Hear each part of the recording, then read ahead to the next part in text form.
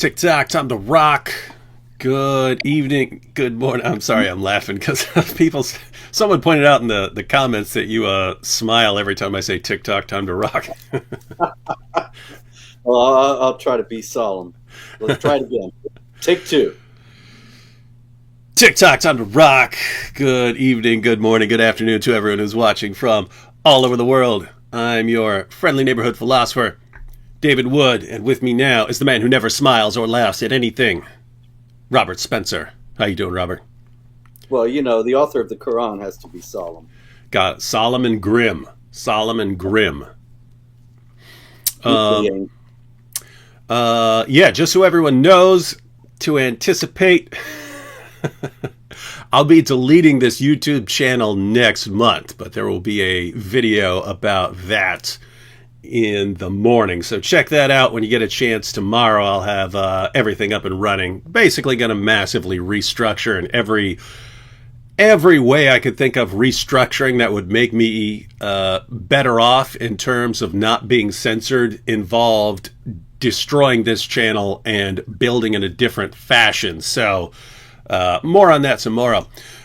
With that said, Robert, yep. I don't think I've heard much of anything this week about Jihad. So have you heard anything? David, I'm sorry to say Jihad is raging around the world. You would think that Ramadan is over and we're getting into summer, time for a little relaxation, cookouts, but no, more Jihad.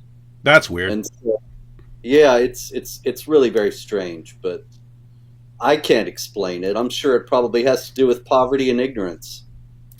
It's got to, and don't forget climate change, Robert. Climate change. I've heard that repeatedly as the explanation for jihad. As the climate changes, jihadis have to leave one area because of the climate change, and then they go to another area where they're radicalized and go on a killing spree. Of course. Or they have to have a rationale for seizing the land in the new area, like the Fulani herdsmen in Nigeria.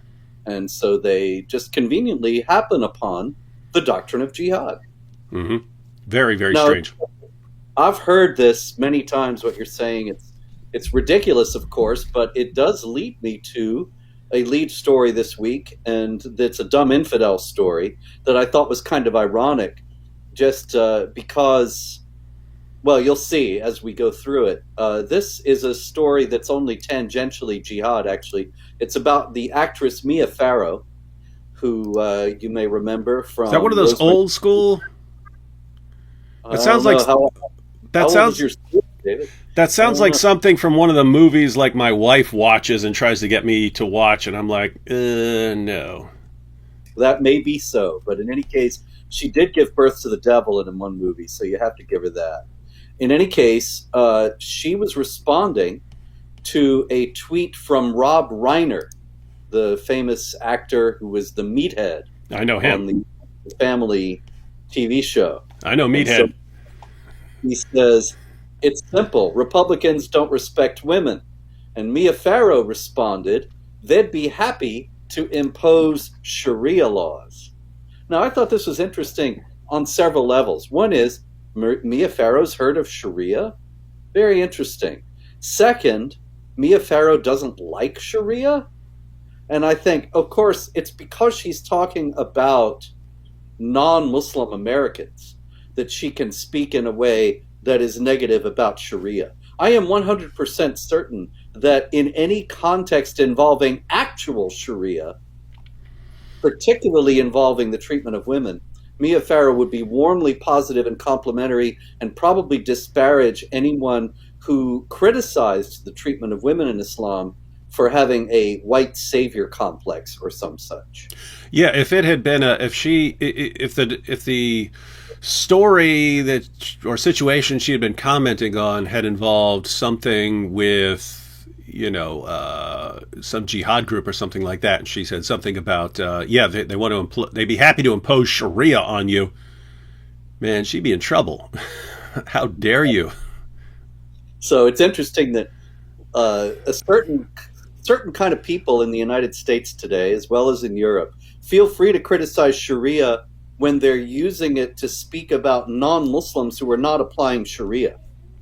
But they would never dare to criticize Sharia, and they would actually be angry at the people who do criticize Sharia when they're talking about the actual genuine article.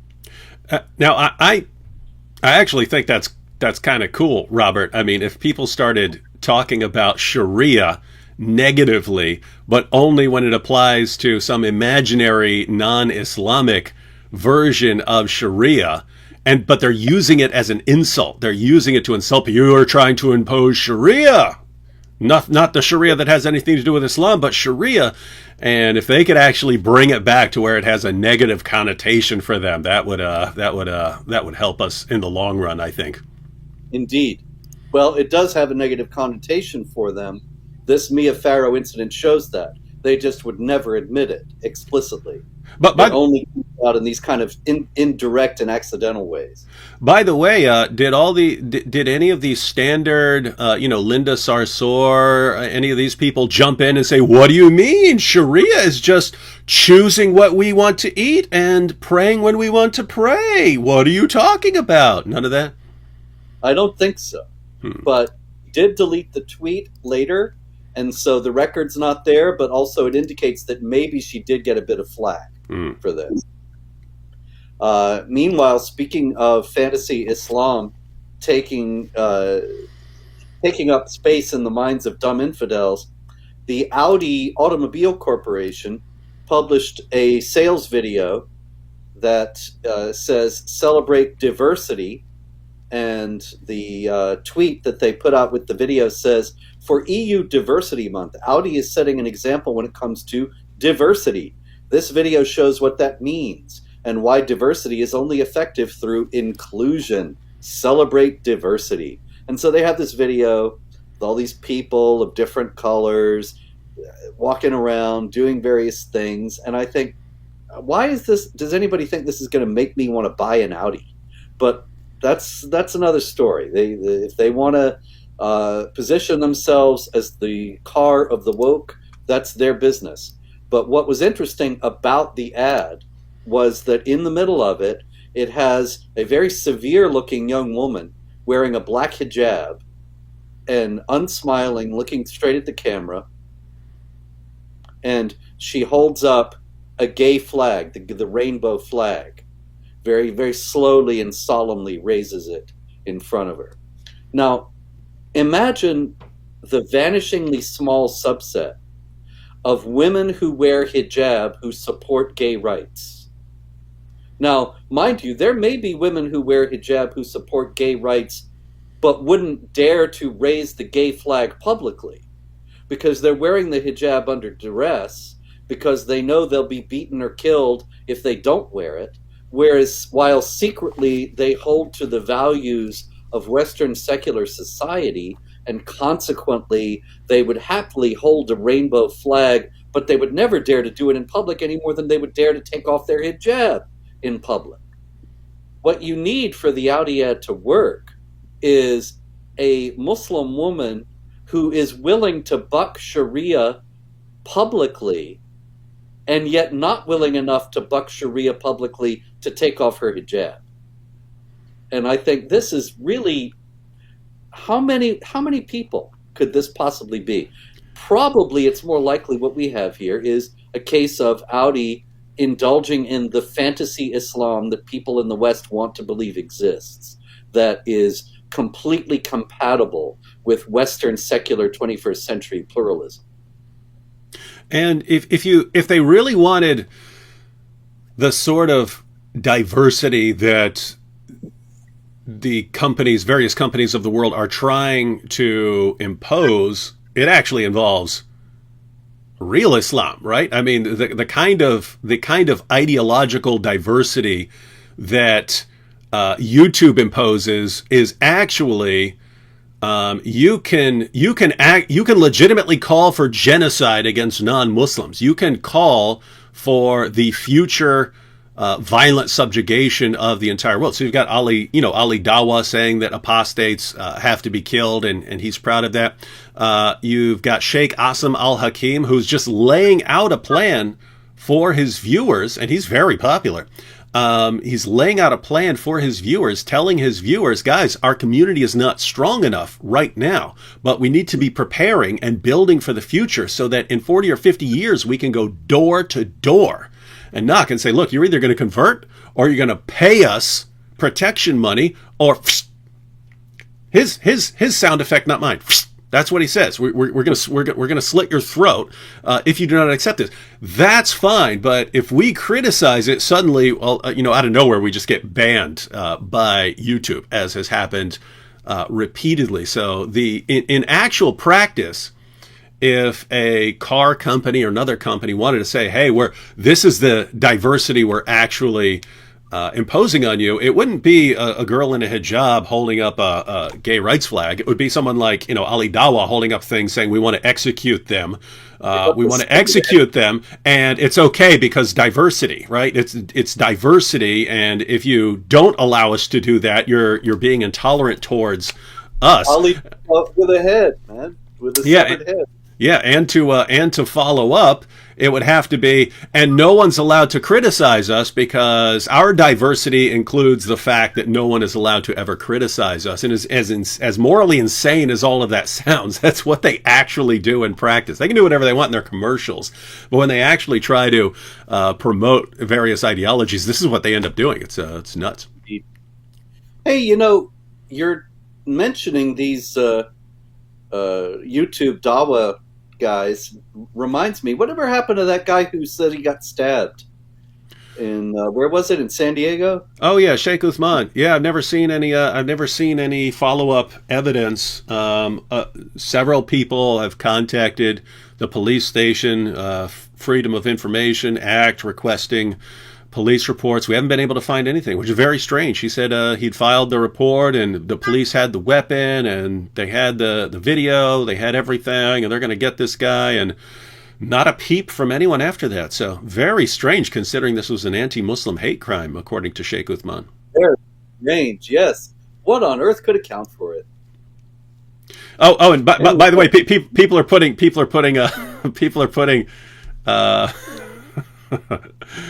over here, they're commenting what's actually been happening with him since then. They're saying Ibn Footnote. They're calling him, for a while they're calling him Sheikh Ibn Fibbin, and now they're calling him Sheikh Ibn Footnote because why is he the footnote? Well, one thing you find when you talk to him is he's a compulsive liar. He just keeps lying, right? It's very difficult to get his followers to understand that he's lying, right? Like, you can literally put something in front of their faces saying, look, that's the opposite. It says the opposite of what he just said, but they'll believe him and not you. I mean, who are you to comment on the Quran? But there was a situation where a Christian apologist, God Logic, shows up and starts asking him for some information and something. I didn't follow the entire story. I followed it, later in Twitter clips and so on. But Sheikh Uthman said he would give the information later, and then God Logic showed up next time, and then Sheikh Ibn Fibbin produced what he claimed a hadith, looked like it was in Arabic, produced a hadith to verify what he was saying. And what he had done was include a footnote as if it were part of the hadith, because it was the footnote that he was using, and he had to massively misrepresent what the text was saying.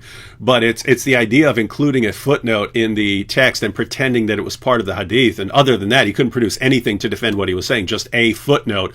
But it was the fact that he was representing it like he had cut and pasted, I think, and put it into the hadith to make it look like it was part of the hadith, thinking that people aren't going to call him out on it. But that's the problem with these guys who build their careers on compulsive lying. As soon as people start paying attention to you and are going to and start calling you out for it, you just start getting exposed left and right, and then you don't know what to do. And so he's getting more, based on the couple clips I've seen, it seems like he's getting more violent and aggressive and trying to start fights now with people. But these are the champions of Dawa. So what should we expect? Honest as the day is long, every one of them. Okay, out of Virginia, we have a story Zahida Aman, Mohammed Nauman Chowdhury, and Mohammed Rehan Chowdhury will face sentencing for conspiracy to commit forced labor. It seems that they were keeping a slave in their comfortable home in Richmond, Virginia. Now, what on earth would make them think that they could do that in Virginia? Might it have to do with the fact that Muhammad bought slaves, took captives of slaves, owned slaves himself, that the Quran takes slavery for granted and never abolished it? There is actually, people say, well, you know, there's slavery in the Bible as well, so it's worth noting that while that is true, at the same time, there's also the idea of the universal dignity of every human being in the Bible, which is what became the basis for the abolitionist movements in Britain and America. Whereas in the Quran and in Islamic tradition in general, there is no idea of the universal dignity of every human being, particularly of the unbelievers. And consequently, there is no basis for that kind of abolitionist movement.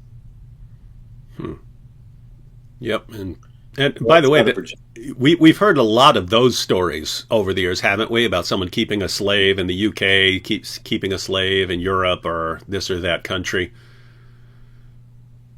Oh, yeah. And it's happened more than once in the U.S. as well before this. This is not the first one. Mm-hmm. Okay, here's one out of Australia that is particularly sickening. The 5 members of a woman's family, including her father, mother, sister, and brother, have been charged with attempted murder and false imprisonment of this 21-year-old woman who was stabbed in the abdomen with a large kitchen knife, suffered a perforated kidney, lacerated liver, and significant internal bleeding. Her sister held her down so that her father could stab her. Stabbed in the abdomen. Indeed. And this is like Sheikh Uthman.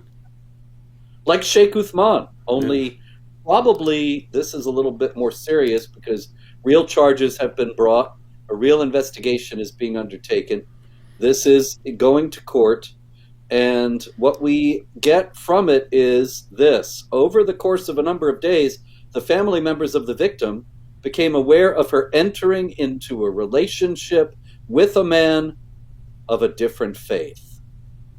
And consequently, they began to stalk her, to follow her. Ultimately, they attacked her own family members. Because, of course, Islam does not allow a Muslim woman to marry a non-Muslim man. And she was therefore staining the honor of the family. They had to cleanse it. Quick shout out to Rob Christian here. I posted a quick comment by him. But ladies and gentlemen, I mentioned at the beginning, if you weren't here, that I'm going to be deleting this channel. Guys, keep in mind, before you flip out, I wouldn't be doing it if I didn't think that I could do something, if I could put together a better system. But before I delete my channel, I would like to make some sort of video telling everyone which channels to follow and so on to get plenty of information about apologetics and Islam. So Rob Christian is one of those channels. Be sure to subscribe there. And if you'd like to, if there are any other channels you can think of for when I would share this, post them in the comments after this video, and I'll check out all the various channels and so on. Very good. All right, back to Jihad. Okay, also in the United States, I had a few more in the United States, but shouldn't have gone to Australia first. Anyway, Dallas, Texas, an Iraqi who entered into the country in September 2020 did surveillance at former President George W. Bush's house and was plotting, quite an elaborate plot really, to murder George W. Bush in retaliation for what he said were the killings of numerous Iraqis by American troops in Iraq after the 2003 invasion. He paid considerable amount of money. He was associated with the ISIS Caliph Abu Bakr al-Baghdadi, and he paid a lot of money to get several associates into the United States in order to carry out this plot. So this was not just some singular nut doing this. Interesting that he said that he didn't care if he died during the attack, and of course that's understandable from an Islamic standpoint, although of course that part is not in the story, that he understood that paradise was guaranteed to those who kill and are killed for Allah, as per the Quran, chapter 9, verse 111. So consequently, he didn't care if he died while killing Bush. And this gentleman, whose name is Shihab Ahmed Shihab, he was so awesome, they named him 3 times. That's a pretty cool name, actually. It is. It's right up wait, there. Could you say it again real quick? Shihab Ahmed Shihab. Shihab Ahmed Shihab. Shihab Ahmed Shihab. He's got his own little chorus there already for a theme song. Yeah, see, he could have had a big career in music, but instead, murdering Bush. Anyway, it's interesting to note that I don't want to get it too political here, but the former President Donald Trump had put a ban on the entry of nationals from a number of countries, and this was because the governments involved would not or could not provide adequate information about the people wanting to come in. And Iraq was one of those countries, but then the ban was stopped in court, and the Iraqi government lobbied very heavily, and Trump was under heavy pressure. So ultimately, he was able to get a ban on several countries that was called a Muslim ban, and he was reviled as being Islamophobic. But Iraq was dropped from the ban. And it was after Iraq was dropped that Shihab Ahmed Shihab was able to get over here. So we can thank all those people who said that it was a racist immigration ban. And we have indication of why some people supported it and didn't believe that it was justifiably called racist at all. Yeah, I'm still, I can't really pay attention to what you're saying because of the name. It's just an awesome name. It tied in last night. I tweeted, because I was reading the book of Nehemiah, and every year I read this name, Kol Hoza, and I just thought that's like the coolest name ever, Kol Hoza, right? And, I always thought it'd be cool to name a kid Kol Hoza, and you call him Cole for short. And and so anyway, I was already thinking about cool names, and you came up with an even cooler one. Sorry, one second, Rob. I should not have mentioned. I thought it would be nice if I give people a little heads up as to what's coming tomorrow, so they're not all freaked out. Yes. Yeah, I thought it would be good if they had a little heads up, so they're not freaked out tomorrow. But now they're freaked out now, and they're not even seeing the explanation. So now people are distracted. Let me just indulge them for just. We need to cut this short. I understand you've got a lot going on here. Yeah. So let me just address them real quick, and then we'll continue with any news of the non-existent jihad. A bunch of the same comments here. Why is he deleting his channel? Because I figured out a better way to do it. Right. The great mystery of YouTube is how do you figure out a way to be more effective without YouTube having complete total control of when they ban you or not, right? That's the riddle. Well, I think I've figured out the riddle. So I'm not talking about not being on platforms anymore. I'm talking this particular channel is massively defective for long-term purposes. I mean, they ban me every month pretty much. Sometimes like 2 or 3 times a month. We've gotten great at getting them to fix their stuff and overturn their bans. But at the end of the day, if I do things significantly differently, I can make myself much harder to ban, to where even if they do ban some video or something like that, it won't affect the larger picture. So it requires a good amount of restructuring. This is not a horrible thing. This is a good thing. And then you have Junior here say, if you delete your channel, all your videos will get lost. My videos are not lost. They've already been uploaded. They've already been re-uploaded somewhere else. So everything is safe. Again, I wouldn't be doing this if I didn't know what I was doing. I've been plotting this for over a year. Finally figured it out, and I'm ready to pull the trigger. Why? Because everything is up and running next month. So everything will be up and running. Everyone will know where everything is going. Everyone will know where to go and what to do and where content's going to be and how to stay in touch. And they can download the app and know where everything is hosted that is untouchable by YouTube. And it'll be a good thing. I will not be putting out less content or have less reach. I will be putting out more content with greater reach, greater effectiveness, because YouTube won't be able to throw this constant monkey wrench in the system. So don't be moaning and wailing. It's a good thing, not a bad thing. You'll have the full story tomorrow morning, so check it out then. All right, now everyone, put that out of your mind. Sorry I brought it up. I really thought it was just going to be, okay, we'll check it out tomorrow, but it wasn't. It was, oh no, Back to Jihad, because keep in mind, there are people being slaughtered in the name of Allah is a little bit more important than me restructuring the way I do things, right? All right, go back. Back to Robert. I'll move briskly, a little more briskly now, because I know you've got a lot going here tonight, but in any case, there's still quite a lot. And so we can perhaps put some of these to rest fairly quickly. Interesting story out of France. A couple was traveling in the area of Chantilly, where I understand they make lace, and the couple saw a hitchhiker. I didn't know people still did that, really, but of course I'm an old man. Anyway, they pick up the hitchhiker, and they take him to a hotel. And at the hotel, they help him to get a room.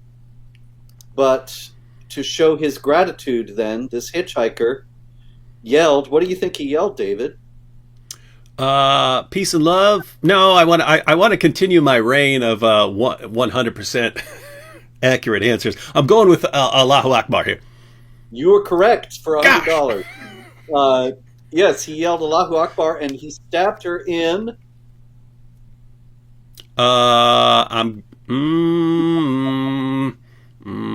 I'm going with neck or throat here. Neck. Wow. He stabbed her in the neck while screaming Allahu Akbar. And so that is France. Also in France, a gentleman entered the embassy of Qatar on the Champs-Élysées in Paris, and he yelled, David, what do you think he yelled? I have to go with my bread and butter here and just keep saying Allahu Akbar. You're on a roll. Gosh. I don't know how you keep doing it. He then beat a guard to death in the embassy. Nobody really knows why. They're trying to figure out his motive. In Germany, in Hamburg, a man yelling, David, what do you think he was yelling?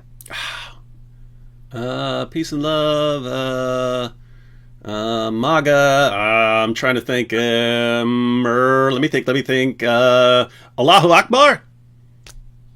That's right. Wow. I don't know how you do it. Really, it's remarkable. Your powers of clairvoyance. You know what?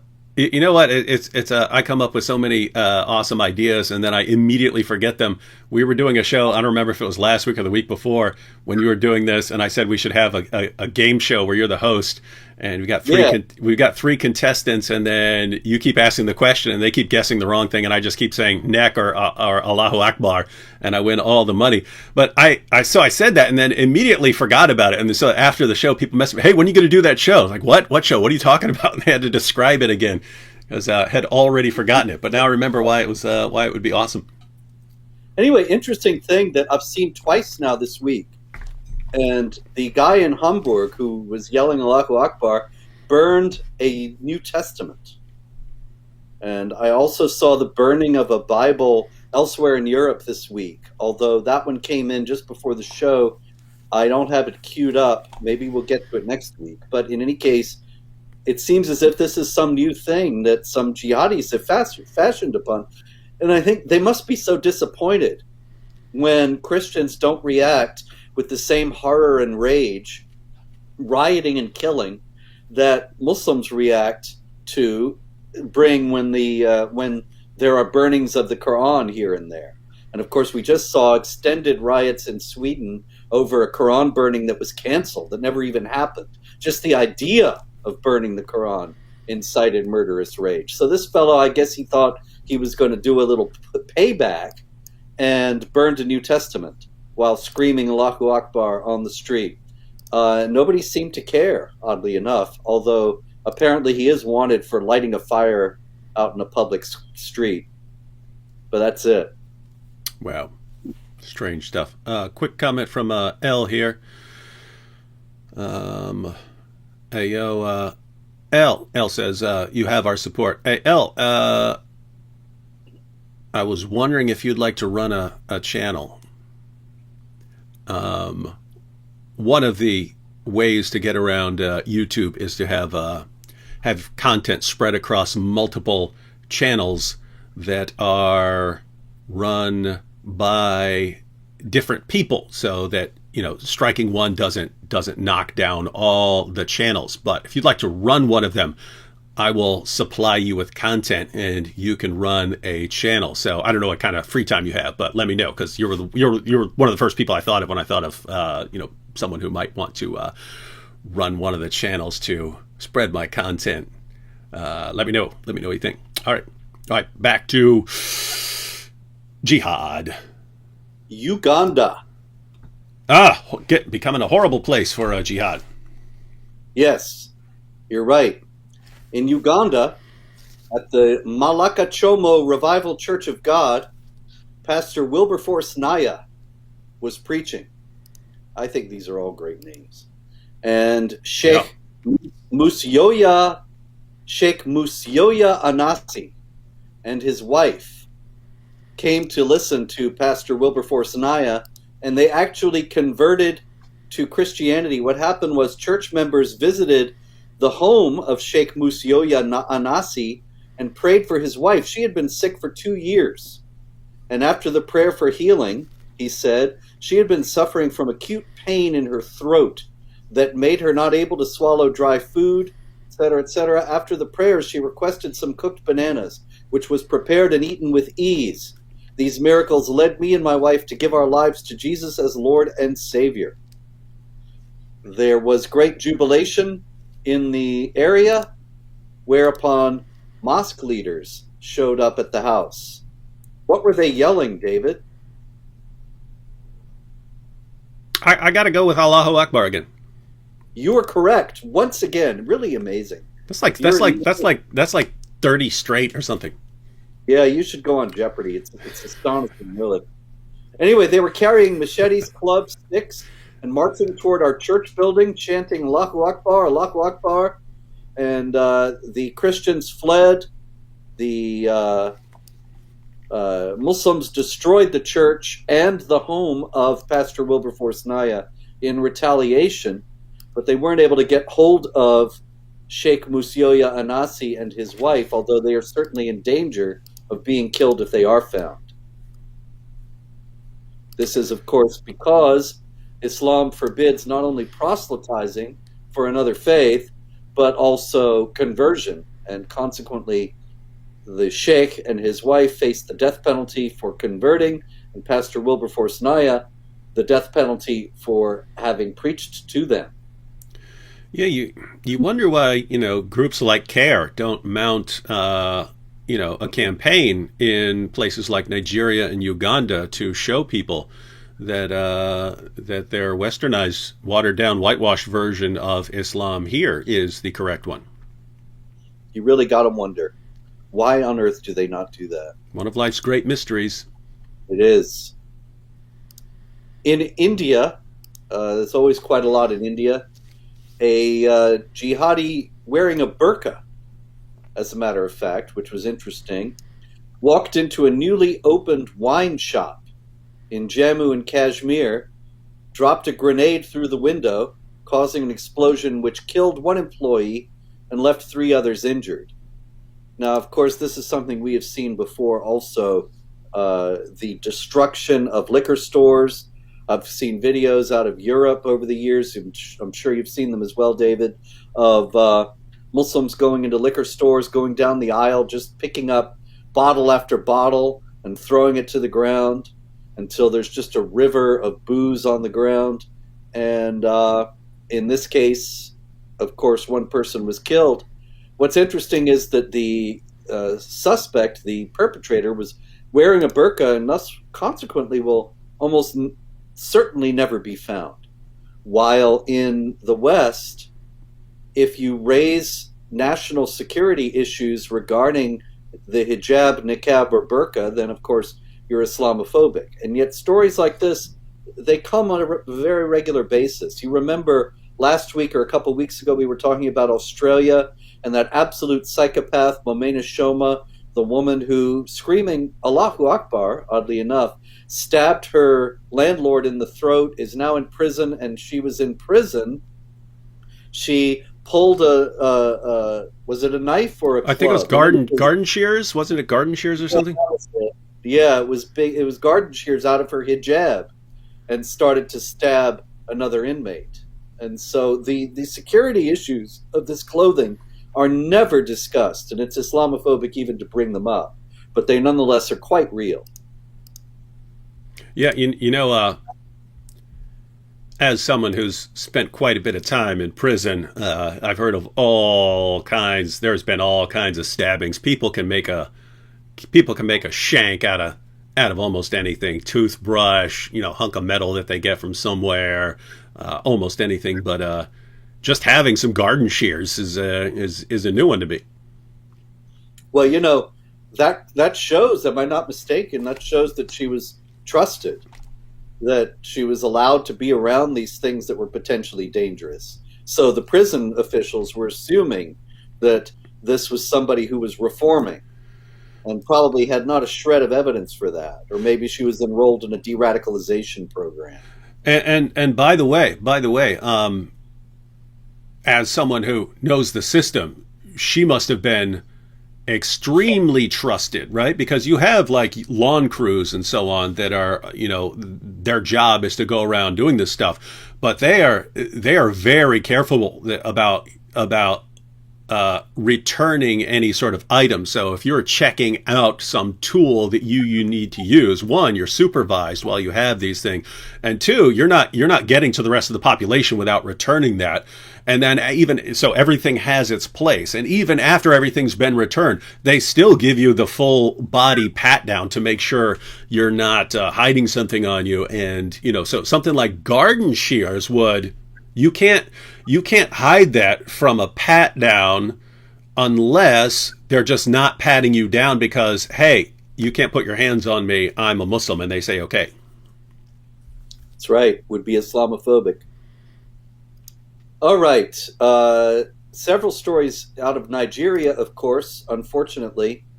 One is actually several of them center around not incidents of jihad violence, although there have been those, but Muslim clerics justifying the jihad violence that has taken place. The notorious incident that we discussed last week of this poor woman who was accused of blasphemy for saying, hey, would you mind keeping your religious messages off our college message board?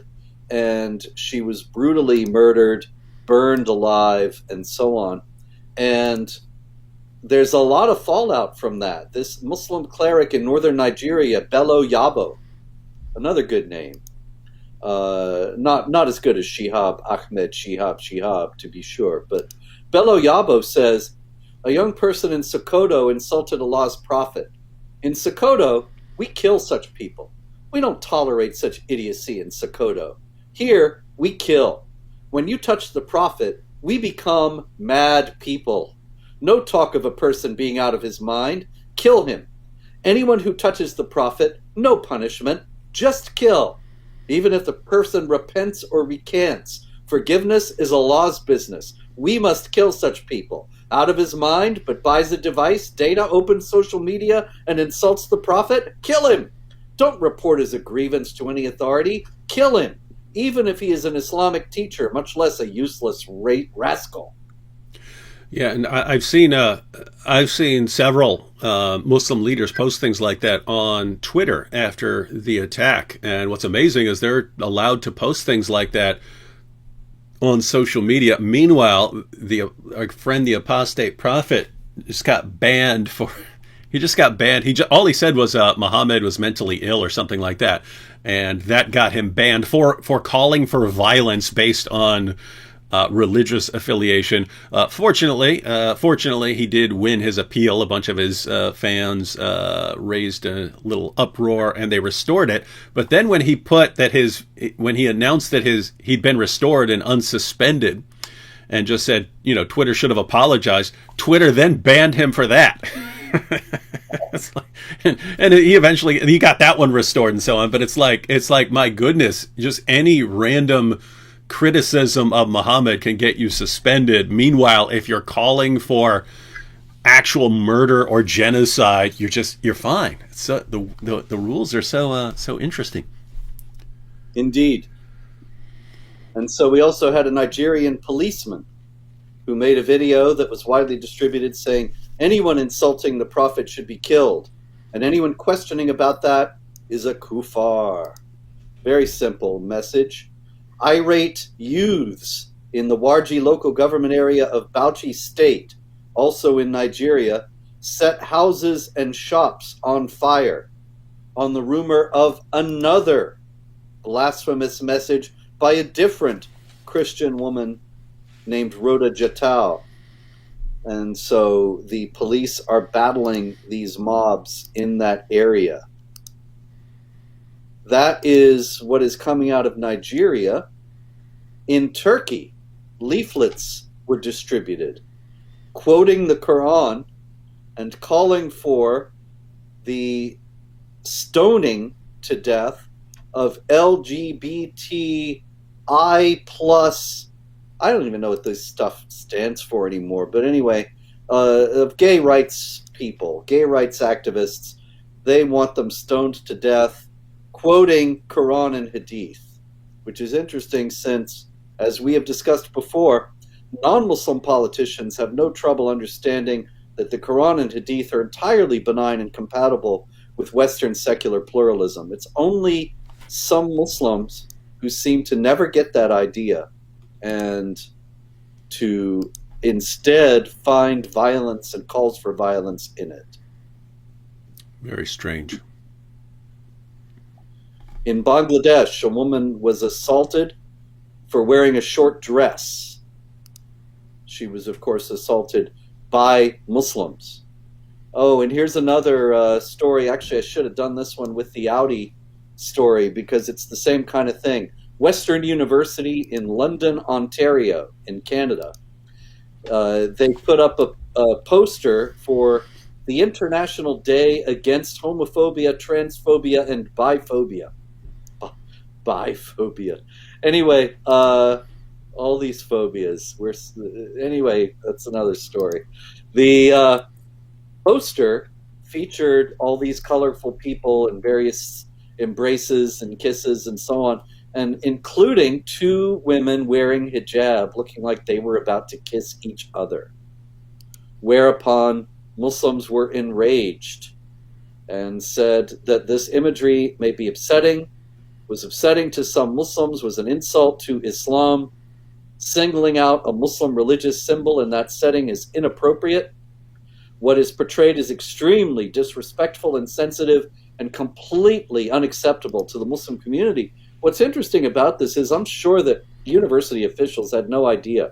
They thought Muslims were another marginalized community in their League of Marginalized Communities, along with their LGBTQ group. And so they figured that they'd be marvelously diverse and multicultural by including a couple of hijabis on this gay rights poster. And then they were no doubt shocked beyond measure to find that it was considered offensive by Muslims. And so there are cracks in the intersectional alliance breaking out all over. Yeah, and it is weird. I mean, it's like they get all their information about what Islam is from Ilhan Omar or something like that. And politically they're all in the same boat, and therefore, we can just combine this however we want in videos and advertisements and things like that, and not realizing that the vast majority of the world's Muslims are not thinking like Ilhan Omar or Rashida Tlaib or anything.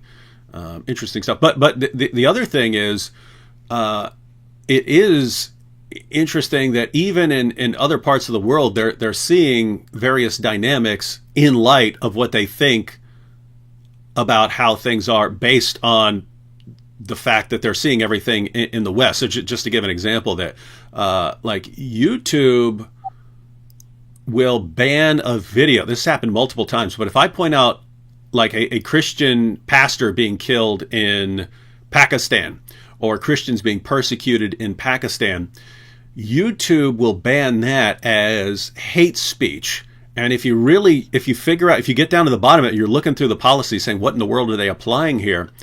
They view Muslims as a marginalized group, which what you're saying, right? They're all these marginalized groups together. They're viewing Muslims as a marginalized group and Christians as the oppressor group. And so the oppressor group can't criticize the marginalized group, when what you're actually criticizing is, in Pakistan, the marginalized group is Christians and Hindus, and the oppressive group is the Muslims and jihadis. And so you're criticizing the oppressors who are oppressing the oppressed. And because these guys just can't get outside of their bubbles, they think, oh, it's oppressors criticizing a marginalized group. And they're just, they can't get away from that. Yep. That's always the paradigm that they see everything in. And so the stories that don't fit it, they just have no way to deal with them, generally just ignore them. An incident of that actually comes out of Pakistan with a Sunni Muslim stabbing an Ahmadiyya to death explicitly because of his faith. And so you gotta wonder if that were even reported in the West, how they would deal with it, since in the West, the Ahmadis generally side with the Sunnis and the Muslim Brotherhood groups in the West and so on, and yet they're persecuted by the same groups in Pakistan. It's a paradoxical situation.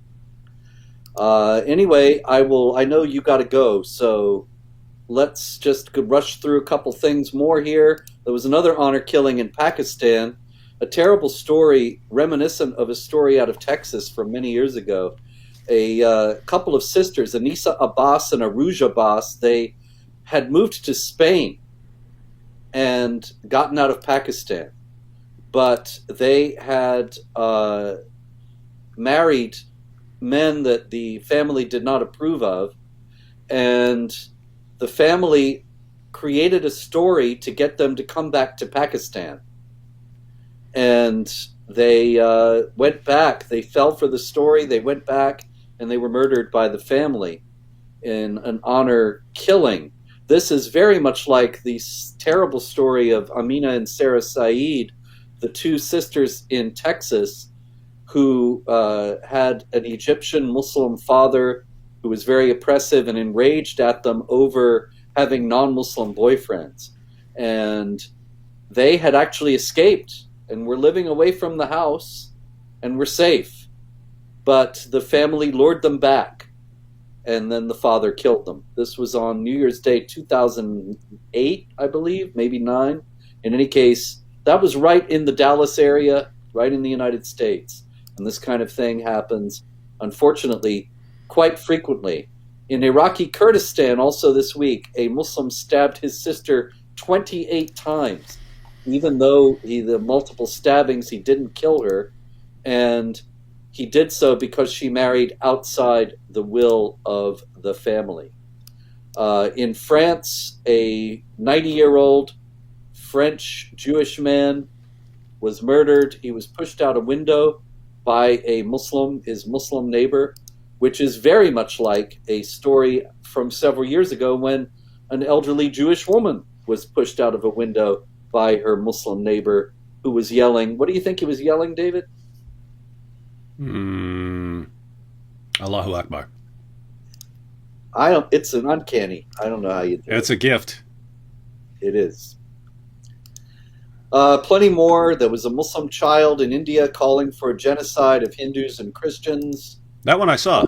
I saw that clip. Oh, there you go. So we can end on that. I know you got to run.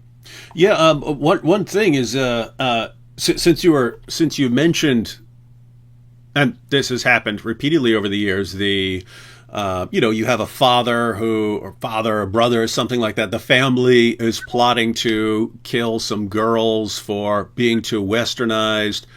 They flee. They eventually get lured back, and then the husband or the father or the brother kills them. And we've seen this over and over and over again. And yet, I recall when Rivka Berry's father threatened to kill her and she fled, and then the entire media of the world and politicians across the board were all saying, no, send her back to her father. Let's get her back to her father. And you and me and Pamela Geller and a few others were saying, no, that's a really, really bad idea. We were the monsters and bigots and Islamophobes of the world. When it's pretty, I mean, it seems pretty commonsensical. Even if you think you're right and think that, Rivka's making this up, even if you think you're right, it seems you would want to err on the side of caution that these honor killings do happen. And that even if you think it's just like a 1% chance that he's actually intending to kill her, that you would want to make sure that she's safe from him.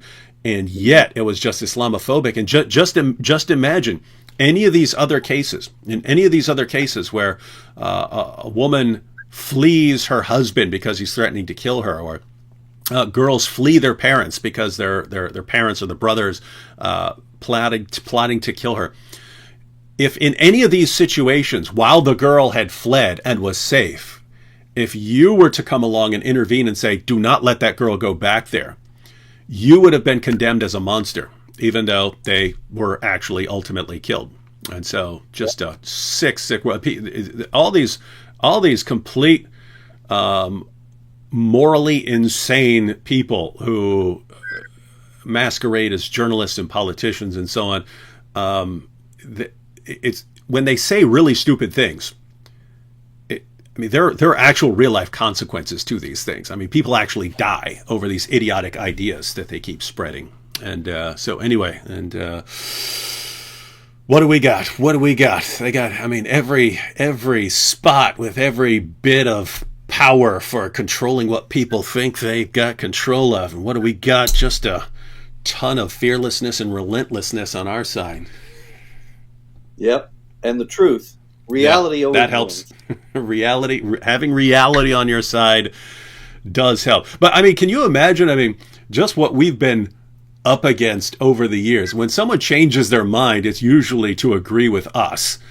But for years, it's been politicians, journalists everywhere, educators everywhere, entertainers everywhere, and they're all on the same page. All the leaders of the tech CEO, the tech platforms, everyone, all the trust and safety teams of everywhere you can communicate, everyone's on the same page, bombarding people with the same ideas, and people are still seeing through all the nonsense just because we've got reality on our side. Can you imagine if that ever shifted to where now you could be honest, and now reporters would tell the truth, and now politicians would tell the truth? I think Jihad would be squirming and writhing in its death knell within a couple of years.